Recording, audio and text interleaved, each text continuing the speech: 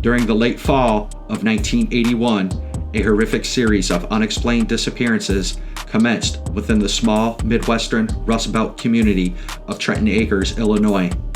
Former home to an empire of steel foundries, this community flourished up until the late 1970s when various environmental advocacy groups began to campaign nationally against what they deemed as dirty industry. The Trenton Acres steel facility, part of the McLean Industries steel empire, was home to thousands of local employees from the area. Their loyalty to the company was repaid through good wages and excellent benefit packages. Unexpectedly, one Friday afternoon, an announcement was made that the plant was going to be shut down and its several thousand employees now would be without a job. Harold Renowski worked at McLean Industries for approximately 29 years. He was within months of qualifying for early retirement and a generous pension when he suddenly found himself jobless and without an income.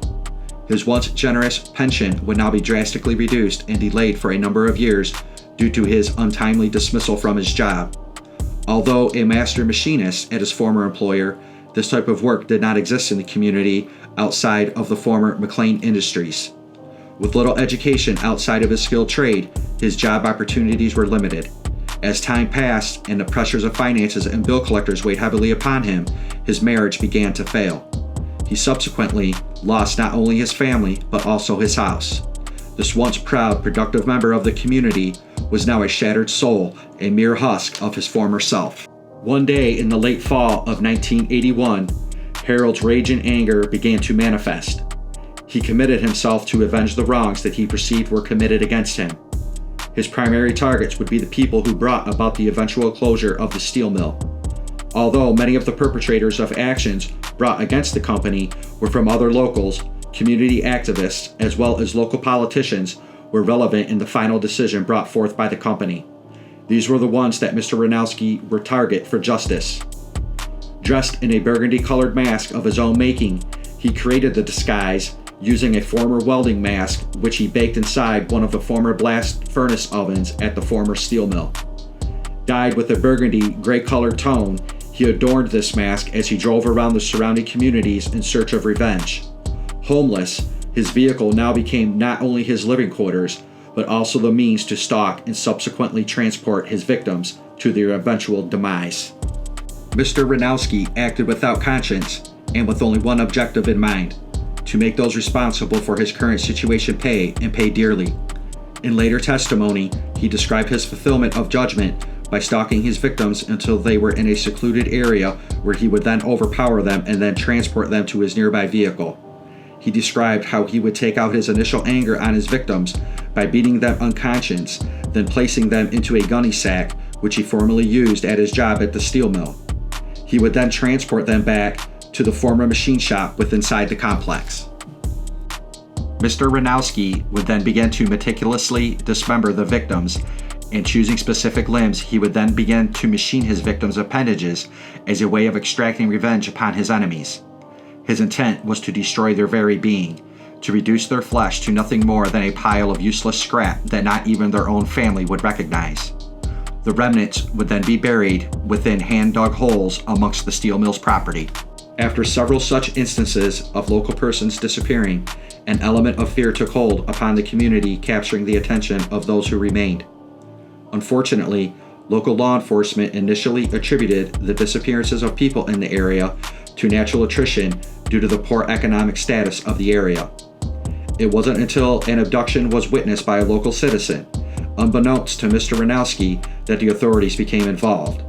The citizen immediately reported the incident to the police and referenced the fact that they witnessed the suspect's vehicle afterwards pulling into the old steel mill site, where the driver parked in front of one of the outbuildings and began unloading a large canvas sack.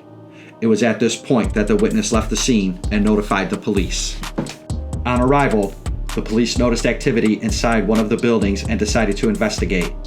Upon entering the premises, they witnessed Mr. Renowski standing over a large lathe, patiently removing fine strips of flesh from what appeared to be a human limb. Upon his discovery, Mr. Renowski surrendered without incident and all evidence was collected. Both county and state authorities were notified and assisted in the investigation. Several large hand-dug pits were located around the steel mill's property. The pits served as a disposal area for the shredded flesh and human remnants of this accused monster. Due to the fact Mr. Renowski used a large canvas sack to transport his victims, the suspect was termed the Smuggler.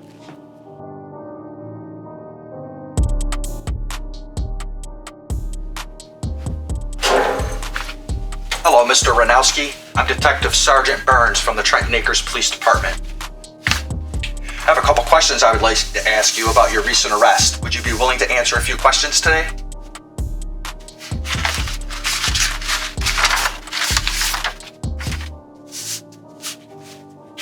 We found various appendages and other biological items within the former machine shop area of your former employer.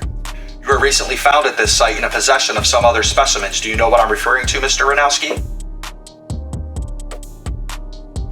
Mr. Renowski, have you been advised of your Miranda rights, and do you give up those rights in order to answer my questions today?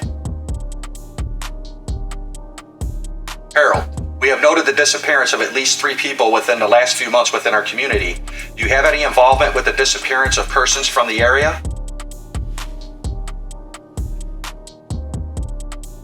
Understandably, we want closure to these cases. We were working to identify the body parts found in the complex which you were arrested, and we have evidence to support your involvement with these items. It is only a matter of time before we're able to connect you to the bodies. You want to help yourself, right? You were involved in the disappearance of the victims identified as Jeffrey Bundy, Sam Ramirez, and John Hooper. What happened? What became of these persons? Again, we know your involvement, but why? They took from me, I took from them. Took what, Harold? Took what from you? My soul, my everything, my world.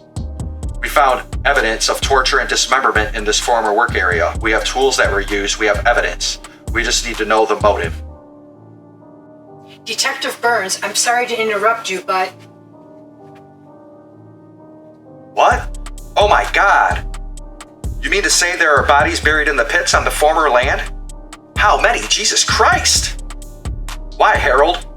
You kidnapped these persons and then delivered them to your machinery chamber and tortured and killed them? This is evil, Harold. Evil. Why?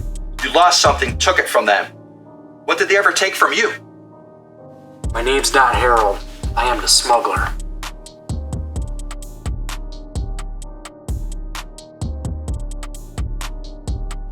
Why does evil exist? This is a question that myself and my colleague, Dr. Laneri, have been ardently researching for some time. The answers still elude us. However, this latest case involving Mr. Harold Renowski may provide some clues as to the possible causes as to why certain individuals behave in the manner in which they do when confronted with a life-changing situation. This is truly a tragic situation. We have a man, for all intents and purposes, was considered to be an upstanding member of the community, only to devolve into a crazed maniac intent on revenge. I agree. I believe that outside forces beyond Mr. Renowski's control played a large part in his demented response to his calamitous situation. Nonetheless, other options were available to him which he chose to ignore. I concur. Once Harold's family dissolved, he began a downward spiral of hate, resentment, and subsequent quest for revenge upon those who he deemed responsible. We may never know when the point of no return was reached by the subject. We can only hope that appropriate resources are made available to help others in these unfortunate situations. After trial and judgment by the courts, Mr. Renowski was found guilty of multiple murders and sentenced to life imprisonment for his actions. As part of an ironic twist of fate, shortly after his incarceration, Mr. Harold Renowski was attacked by fellow inmates and was subsequently beaten to death.